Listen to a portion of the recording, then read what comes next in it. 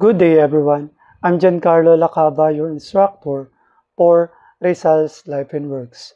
Before we start our lesson for Rizal Life and Works, we'll talk about first what is history. Can some of you share your insight into what history is or your opinion about it? Okay, thank you. History is about written records of the past. When we say written records of the past, it is like an example of simply telling or sharing your childhood memory to your crush, girlfriend, or boyfriend, right? But how history can be so important? Well, I leave it to you all to think about it.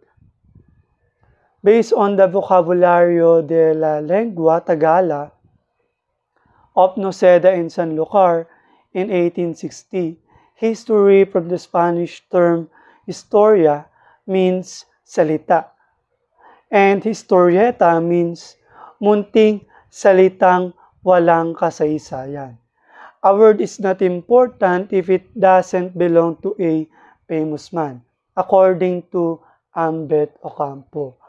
It will be recorded but to be buried, not to be studied or celebrated. Okay?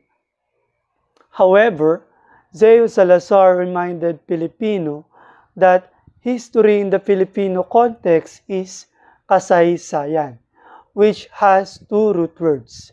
It is the salaysay o sanaysay in English term or translation is narrative or just telling a story. And other hand, saysay means sense, meaning relevance or important. These words are important to be remembered by Filipinos to be familiar with the definition of kasaysayan. We can simply define kasaysayan as mga salaysay na may saysay. Again, according to the vocabulary of Noceda and Sanlúcar, salaysay and saysay have different Spanish relative terms. First is declarar, which can be translated as to declare. History in the Philippines needed to be declared and discovered, especially to those buried history but important to our identity. Next is explicar, which can be translated as to explain.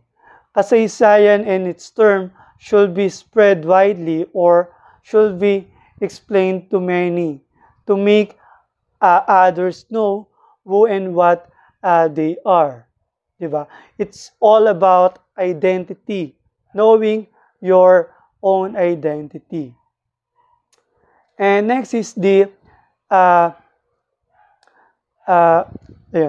as we declare and explain our kasaysayan to others, it is the right time to make things in order. Okay? Order.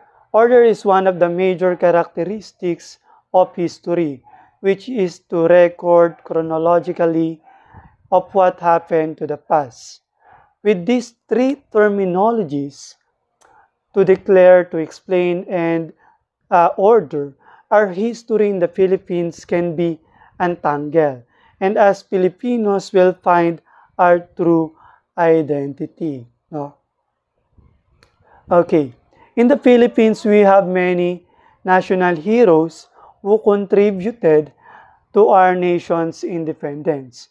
Maybe a lot of you know who our country's national hero, and it is Dr. Jose Rizal. Maybe before or until now, you are thinking about why Jose Rizal is our national hero? Why not Andres Bonifacio? Maybe you also think why Jose Rizal's life is relevant to study. Hindi naman align ang program na tinitake ko dito. Okay, in this course, we will answer your cloudy mind about why Rizal's life and works are important to study even though it is not related to the field that you are going to enter in. Okay? But before we get deeper, let's talk about first the law that declares to study the importance of Rizal's life and works. It is the Republic Act 1425, an act to include in the curricula of all public and private schools, colleges, and universities courses on the life, works, and writings of Jose Rizal, particularly his novels No Limitangere and El Filibusterismo, authorizing the printing and distribution thereof and for other purposes, or commonly known as the Rizal Law.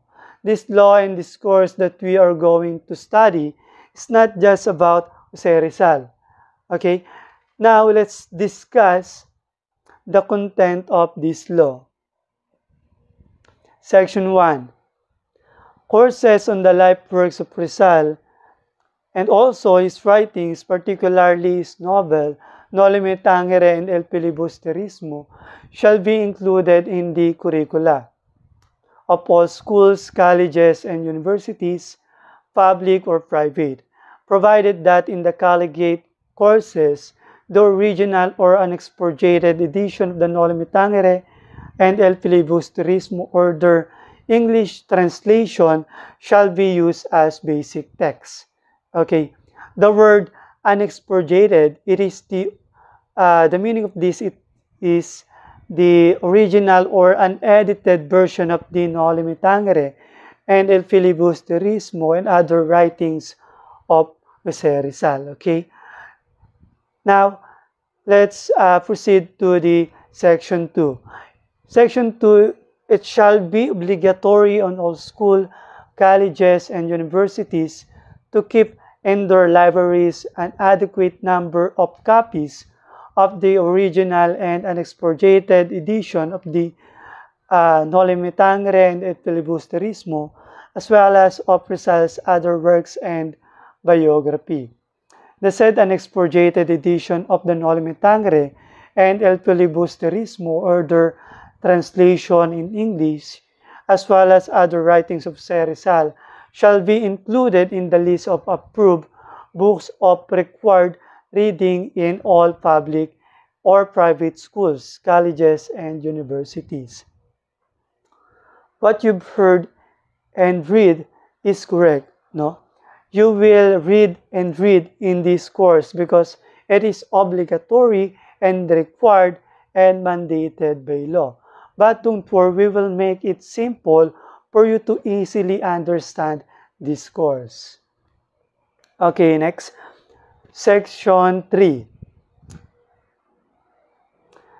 The Board of National Education shall cause the translation of the No Limitangere and El Filibusterismo, as well as other writings of Jose Rizal, into English, Tagalog, and the principal Philippine dialects, cause them to be printed in cheap, popular editions, and cause them to be distributed free of charge to persons desiring to read them through the Purok organizations and barrio councils throughout the country.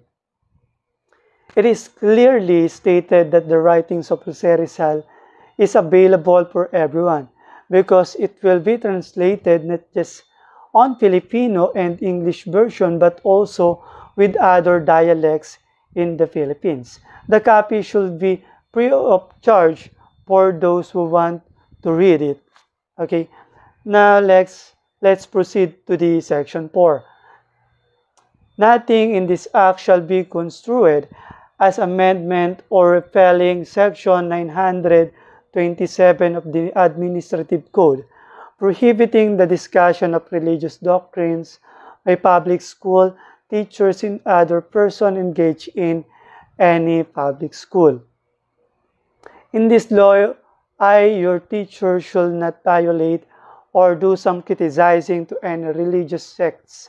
No. However, this law is not just for me, but also for everyone. We do have freedom of speech, but be mindful because it is important to this course. Okay, let's read also the section 5 to 6. The sum of 300,000 pesos is hereby authorized to be appropriated out of any fund not otherwise appropriated in the National Treasury to carry out the purposes of this Act. Section 6. This Act shall take effect upon its approval. Now, let's proceed to the goal of the Rizal Law. Okay? As I've said earlier, this law is not just about or focusing to Rizal, but also to other heroes who contributed to the nation. Those heroes died for us to instill the importance of freedom and nationalism through different platforms and activities. Okay, lastly, the importance of studying Rizal's Law. Studying Rizal's Law is like seeing a sunshine. It is hard to see it directly, but it is lovely to see and experience it by applying the knowledge to the real world. The real world that experiencing right now, no? And the real world that we will experience after we end the program that we are taking in, no? Especially in becoming a patriotic person in our nation. And that's all for my discussion. Thank you.